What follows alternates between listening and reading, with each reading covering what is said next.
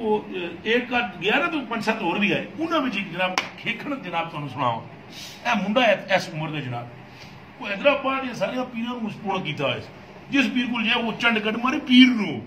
دم کرنے تو پہلے تو پیر بھی کچھ نہ کرے بس جن نے چکا پلا وہ جیسے ہی جناب کوئی پیر شروع کرے نا تو کچھ نہیں کر سکتا وہ میرے کو لے وہ 50-70 پہلے چپیڑا مار آیا سی وہ ہم کو تو پہلے ہی ہم قائل نہیں ہے اس کے آیا جناب سامنے اجے اس منہ ہی کی تھی نا میرے کو پینٹ سی پہ ایک چنگا سٹیا سبحان اللہ وہ دقت نہ جا کے لگا دبا رہا میں یوسف نو بلا رہا میں باہروں میں کہ جتنا زور ہے یوسف منڈ دے چنگا پنجیا جناب اس نے دعائی خدا دی بابا جی میں نے چھڈو وہ میرے کوئی جن نہیں توبہ پکی کا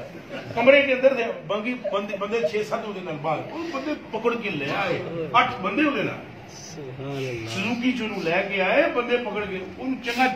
چانبا ماما لایا جی میں کہا تھے وعدہ کرے ایکٹنگ دوبارہ نہیں کرے اس آگے میرے پیو دی توبہ دادی دی توبہ میں آئندہ نہیں کہوں گا میرے میں جن ہے تو باہر نکلے ہوں اگلی گل بھی سنو وہ چلے گئے شامی دیگ پکا کے لایا جی چاول جی بڑے چاول چھولے والے وہ میں نے یوسف کو بولا بھائی یہ دیگ کدھر سے آئی آگے وہ جنہ والے آدھی میں جن تو آئی نہیں سی اس آگے کہ بلا چپ کرو جن ایسی جن نہیں سی دیگ لائے اور میں کہا یوسف ہوئے خدا یہ تو ڈرامے نے میں کہا یار انہوں نے چاول جڑے لے کے آئے بات انہوں آپ لوگوں نے تقسیم کر دیو ہمارا تو کھانا بھی نہیں بنتا اس کو تو تھا ہی نہیں جن تو یہ نہیں کہ انکار ہے کہ جن ہوتے نہیں ہیں یار ہوتے لیکن یار تم مسلمان ہو تمہیں حضور پر یقین ہی کو نہیں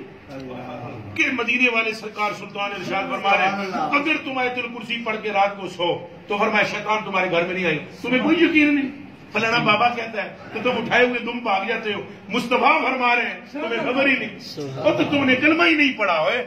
ظالموں تم نے کلمہ ہی نہیں اگر تم نے حضور کا کلمہ پڑھا ہے تو تم کہتے اس کوچے سے آگے نہ زماں ہے نہ زمین ہے رسول اللہ کے دروازے کے آگے نہ زماں ہے نہ زمین ہے